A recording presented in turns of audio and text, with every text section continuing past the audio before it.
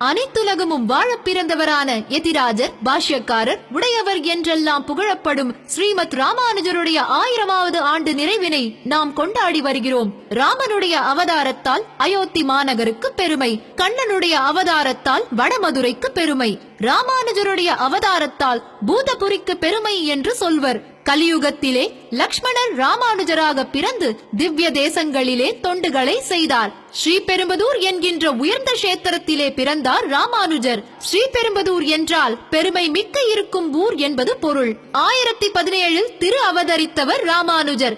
2017 மே 1ஆம் தேதி அன்றுதான் சித்திரை திருவாதிரை வருகிறது.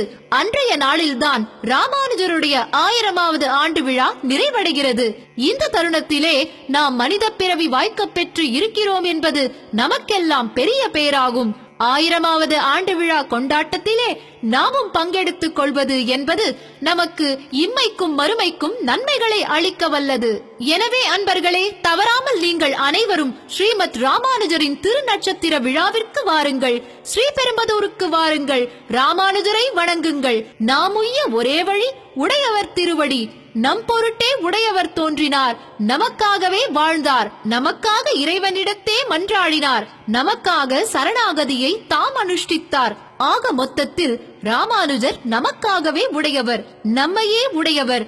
அவர் தாள் பணிவோம், அவர் அருள் பெறுவோம்.